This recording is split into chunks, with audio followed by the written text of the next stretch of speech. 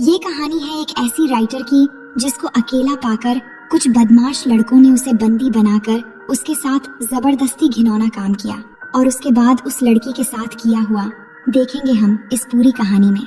तो कहानी की शुरुआत में हम जेनिफर नाम की एक लड़की को देखते हैं जो एक नॉवेल राइटर है। अब क्योंकि वो एक राइटर है इसलिए वो शहर से दूर एक लोकल इलाके में रहने जाने वाली थी ताकि वहाँ पे वो अपनी नॉवेल कंप्लीट कर सके। इसलिए पहले वो एक स्टोर में जाके अर्ल नाम के एक बंदे से मिलती है ताकि उससे अपनी कैबिन की चाबी ले सके। क्योंकि अर्ल उस कैबिन का ऑनर है इसलिए वो जेनिफर को कैबिन की चाबी देता है और वहाँ पे जाने का रास्ता बताता है। अब कुछ दूर आगे जाकर रास्ते में जेनिफर पेट्रोल भरवाने के लिए एक पेट्रोल पंप पे रुकती है जहाँ उसे दो लोग दिखाई देते हैं जो उसे घूर रहे थे और इनके नाम होते हैं एंडी और स्टैनली। तभी वहाँ पे जॉनी नाम का एक वर्कर आता है जो जेनिफर की मदद करने लगता है और जेनिफर से पूछता है कि वो कहाँ पे रुकी हुई है। तो जेनिफर कहती है कि वो यहाँ पास ही के एक कैबिन में रहने वाली है। जिसके बाद जेनिफर जॉनी को पैसे देती है। तभी गलती से उसका पैर एक बाल्टी से टकरा जाता है जिससे जॉनी के पैंट भीग जाते हैं और ये देख के उसके दोस्त हंसने लगते हैं। अब जेनिफर उससे सॉरी कहती है और पैसे देकर वहाँ से निकल जाती है। जिसके बाद वो अपने कैबिन में पहुँचती है जो कि जंगल के बिल्कुल बीचों बीच था।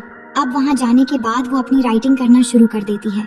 रात को जेनिफर जब अपने दोस्त से बात कर रही होती है तो अचानक उसे कैबिन के पीछे से कुछ आवाज आती है। जिसके बाद जब वो वहाँ जाती है तो देखती है कि वहाँ के एक कमरे का दरवाजा खुला हुआ है। वो कमरे के अंदर जाती है तो उसे वहाँ पे कई सारे औजार और वहाँ पे एक जहरीला पाउडर का डब्बा भी नजर आता है। जिसके बाद वो उस कमरे का दरवाजा बंद करके वापस अपने कैबिन में आ जाती है। अब आकर जब वो राइटिंग कर रही थी तो गलती से उसके कपड़े पे बियर की ग्लास गिर जाती है तो वो अंदर जाती है उसे धोने के लिए। तभी यहाँ पे हम देख पाते हैं कि खिड़की से उसे कोई देख रहा है। अब अगली सुबह जब जेनिफर जॉगिंग कर रही होती है तो उसे जंगल के बीच एक छोटा सा पुराना घर दिखाई देती है और जब वो उस घर के अंदर जाती है तो देखती है कि वो घर पूरा खाली है और अंदर कोई भी नहीं है। उसके बाद वो अपने कैबिन में वापस आती है और वॉशरूम में जाती है। लेकिन जब वो टेप ऑन करती है तो उसके अंदर पानी नहीं आ रहा था इसलिए वो हेल्प के लिए कॉल करती है तो एक मैथ्यू नाम का बंदा उसके घर में आता है पाइप ठीक करने के लिए। लेकिन जब वो उसकी पाइप ठीक कर देता है तो जेनिफर खुश होकर उसके गाल पे एक किस करती है और उसका शुक्रिया अदा करती है। अब मैथ्यू थोड़ा बुद्धू टाइप का इंसान है इसलिए वो शर्माकर वहाँ से भाग निकलता है।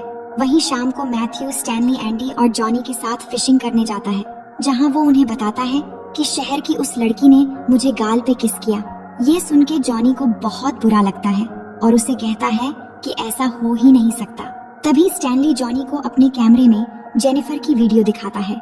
यानी वो स्टैनली ही था जो उसे खिड़की से देख रहा था।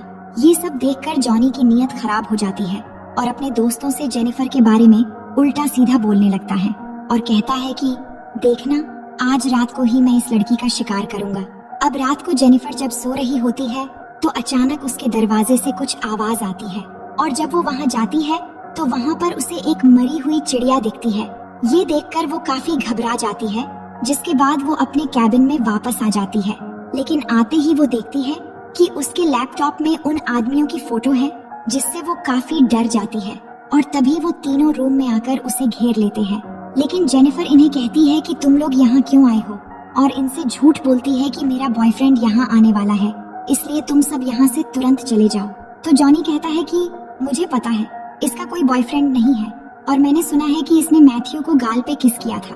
ये कहकर वो मैथ्यू को बुलाकर अंदर लाते हैं। लेकिन जेनिफर कहती है कि मैंने उसका शुक्रिया अदा करने के लिए वो किस किया था। तो जॉनी कहता है कि मैं शहर की लड़कियों को अच्छी तरह जानता हूँ और उन्हें क्या चाहिए होता है ये भी जानता हूँ। जिसके बाद जॉनी जेनिफर को दारू की बोतल देता है और उसे पीने के लिए कहता है। लेकिन जेनिफर ये नहीं करना चाहती। तो जॉनी कहता है कि अगर तुम दारू पी लोगी तो हम लोग यहाँ से चले जाएंगे। जिसके बाद जेनिफर न चाहते हुए भी दारू पी लेती है लेकिन वो लोग फिर भी वहाँ से नहीं जाते।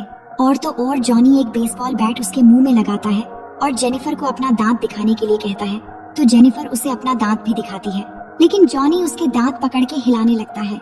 जिसके बाद एक गन निकालकर जेनिफर से कहता है कि इस गन को किस करो और इमेजिन करो कि मैं ही तुम्हारा बॉयफ्रेंड हूँ। और उस गन को किस करवाता है और गन को उसके मुंह में डालकर हिलाने लगता है। वहीं मैथ्यू को ये सब देखकर अच्छा नहीं लग रहा था इसलिए वो अपना मुंह दूसरी तरफ कर लेता है। उसके बाद एंडी जेनिफर के मुंह में एक बॉटल डालता है और उसे फोड़ने वाला होता है। लेकिन तभी जेनिफर उसे धक्का देकर गिरा देती है और अपने बैग से स्प्रे निकालकर स्टैनली की आंखों में डाल देती है और वहां से निकलकर भागने लगती है।